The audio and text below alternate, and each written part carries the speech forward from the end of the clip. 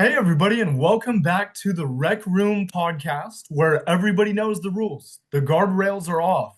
All conversations are open and willing to be had. And this one is really special because we have my personal favorite Olympic athlete, Cindy Sember, who's back with us once more after being with us in May and then had a chance to go and see her in her element in Fayetteville during the month of August. And now it's November, and we've found a way to reconnect. Cindy, thank you for being here. And Thanks. one of the things, oh my gosh, of course, there's always room. And I'm just so glad that you're willing to engage. But one of the things that I've been seeing, and I know you mentioned it when we were together back in August, is that you were able to be partner with and create a YouVersion Bible plan that is specified to athletes and how they are doing throughout, whether it be a training block or a competition. And so I wanted to know what went into that process and how did we get here to the point where you now are published on YouVersion? Yeah, great question. So this whole thing started back, I would say last year, actually, probably around April. I got reached out to by a partner of Athletes in Action on YouVersion. They hit me up on Instagram and just said, "Hey, we're trying to start a new project here. We're curious if you'd be willing to help us out." And at first I was like, I'm not sure what they want from me, but I'm like, I would love to help other Christians. So absolutely, I would love to help out. And I obviously want people to experience what I've experienced through fitness and sport and all that stuff and my faith. So we kind of came up with ideas, and he asked me to just kind of come up with a rough draft of like things to help encourage other people. They weren't really really specific as to how I need to do it. They just gave me like a rough outline essentially. And so I just wrote down a lot of the things that were kind of that came up in my life and the things that helped me develop my faith. And essentially, the kind of common denominator was just having faith through or persisting through fear and just a lot of anxiety. And that kind of has been kind of a thing, a trend throughout my career is just having a lot of anxiety, fear, just a lot of like lack of confidence, just going into competition. And so I had to work through that. I was nowhere near perfect, but I think that I got to a point where I was able to handle that a lot better. And so I thought that it'd be helpful for younger athletes who were in the similar position to have that knowledge. So my goal was to kind of share my experience, share verses, share, just motivation through the word, just through truth, essentially, so that people can feel like they're not alone and they understand how to combat fear prior to competition or just through training. Mm, absolutely. Thank you for breaking that down for us. I imagine that as you were going through that process, there's much reflection and thinking that had to happen. Was there any moment during that time where you were kind of thinking, this is hard to kind of dredge up or to mention or to write about again? Yeah, so I think yes, when I was going through my injury, it just tends to bring a lot of memories. And so for those of you guys who don't know, I did have a really big Achilles rupture and it was a really hard and low time of my life. And so revisiting that and kind of thinking through my thoughts and thinking about the verses I had to like listen or read kind of helped me remember this was a difficult time. And so just having to fight past that and say, yes, it was difficult, but focusing on that outcome that I had throughout that time is what kept me to like, stick through it and just to remember that hopefully somebody can take that hard time and feel encouraged or have faith through my testimony. And so, yeah, I was just trying to figure out a way that I could communicate that and give it back to them. They would review it. And then they put it in a way that made it easier for people to read across the world. So anybody who opens up can kind of easily like take it in versus, yeah, a specific version I might have written. They helped me out with that. So yeah, it was kind of like a teamwork thing. And my goal is that any other athlete who's out there can hear it and see it and be encouraged by it. What does it mean to you? Because you just spoke on something very important, which is that a plethora of nations and tongues can have access to exactly what you wrote.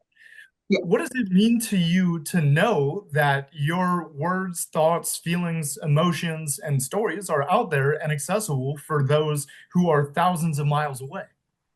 Oh, it means so much. My goal has always been to touch anybody I can. It doesn't matter whether you're in America or you're literally in any other country down across from this continent. Like, I just want everybody to be able to hear the word of God. I know it's not always easy and accessible in all countries, but if I can just be a light in that area and just try my best to get it out there, then whatever it takes is my goal. So, yeah, I'm just praying that somebody can see that and no matter where they are, they can understand it in their own tongue and feel encouraged and hopefully find it inspirational. Mm. Yes, and I find it interesting the parallels between wanting to do that and also competing in the Olympics every 4 years. Of course, this year was one of those. I was wondering, what were some of your takeaways from that time in Paris in the way that God was connecting and bringing people together to worship Him? Because I know there was a whole ton of coverage and literature about what was happening in the village. What was that like from your perspective to see that in real time? Yeah, to like take it off of like social media or like media, you're actually going out in person, seeing these people. It's really, really nice to know that, you can have that connection. And there's so many other believers in the world. Sometimes, we think like, oh, there's not that many people who know the Lord. And yes, there are people who don't, but there are so many who do. And it's so encouraging to know that people are at least people are searching, even if they maybe know and they don't really know fully, people are searching and wanting that truth in their life. And it's really, really encouraging. And it's nice, like I said, to have seen it at the Olympics, but to also know, God willing, that this like Bible verse, or sorry, this Bible plan can hopefully kind of help spread the news as well. Mm. And then, Cindy, once again, thank you for being here. I got one more for you because I know we're on a tight timeline relatively. As we're moving into, of course, it's the middle of November now. We're Yes. headed on the way to 2025. What's Mhm. something that you are hopeful for or prayerful over or wanting to kind of see come to fruition in the next year? Great question. I've noticed a lot of younger people in general are starting to come to the Lord, and that's really, really encouraging. Whether they're like the age of 12 or the age of 17 or 20, I've just been seeing a movement there and like a revival almost. And I really want that to be the case because I noticed that in my life, I felt a lot of feelings that weren't of the Lord in that age. And if you can like I guess foster that early on in your life, then it just changes the trajectory of everything you experience. And so my goal and my prayer, really not just my goal, but my prayer over the world is that the younger generation can know God and continue to grow in their faith, because I do think that has a big impact into how, they grow up and they raise their children. And, it's like a trickling down effect. So yeah, I pray over that in any way, in shape or form. I pray the Lord uses me, whether that's through a U version plan or through my social media or just even my interactions day to day. I pray that I could just be a vessel for Him.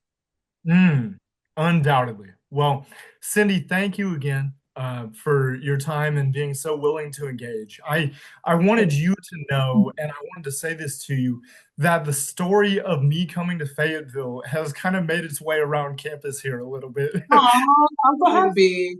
how did that happen?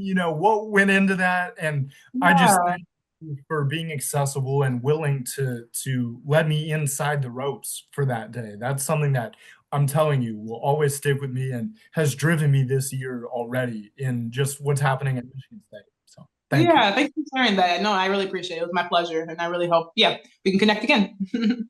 Undoubtedly. Undoubtedly. Well, that's everything that we have today on the Rec Room with Cindy Sember, everyone's favorite Olympian. Well, maybe not, but I can say mine for certain. And I hope a lot more people will feel that same thing as soon as this conversation is dropped and accessible. Thank you. Yeah.